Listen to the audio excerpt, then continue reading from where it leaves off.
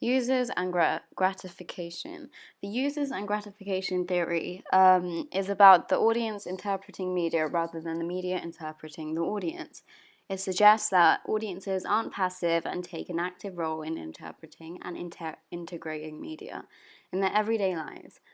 The issue with users and gratification is that the audience can interpret the media text in whatever way they wish.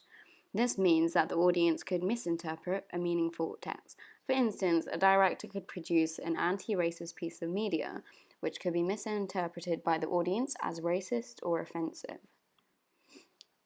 My own coursework. The users and gratification theory will allow my audiences to interpret my documentary based on their own views and the activities of their day-to-day life. In my documentary, I am trying to convey the strong and weak relationship between an animal and a human, and how culture can influence this relationship for the better or for the worse.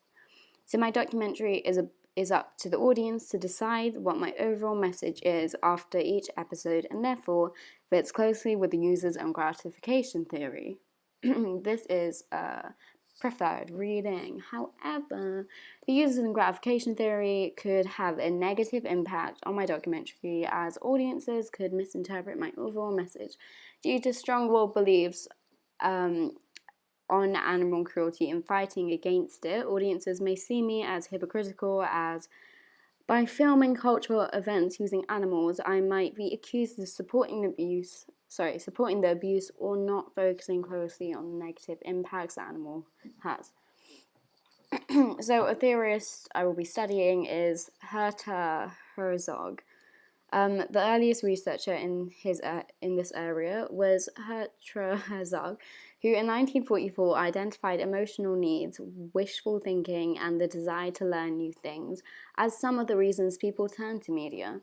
Researchers added to his theory to present a model.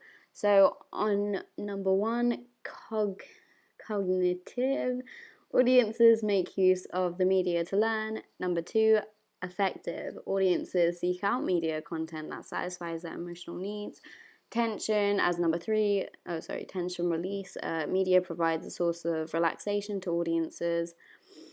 Personal integrative, audiences tune into media content that helps them explore issues related to the construction of their personal identity. Number 5, social integrative. Audiences seek out media content that explores issues of relevance to their social identity. So overall, this model complements the users and gratification theory. Stuart Hall, another theorist, he does encoding and decoding. Stuart Hall, he's a theorist that believed that media texts were encoded with meaning from the producers and then decoded, understood by audiences. He came up with a model, not going to read that, but yeah. Albert Bandura, media effects, he's another theorist.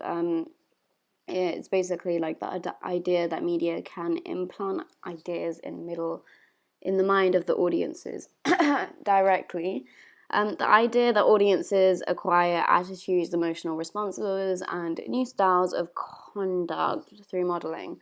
The idea that media representations of transgressive behavior such as violence or physical aggression can lead audiences members to imitate these forms of behavior. In the terms of the theorists, they're relevant because they sort of define what my documentary is sort of trying to imply and sort of direct towards the audiences as a whole. So yeah.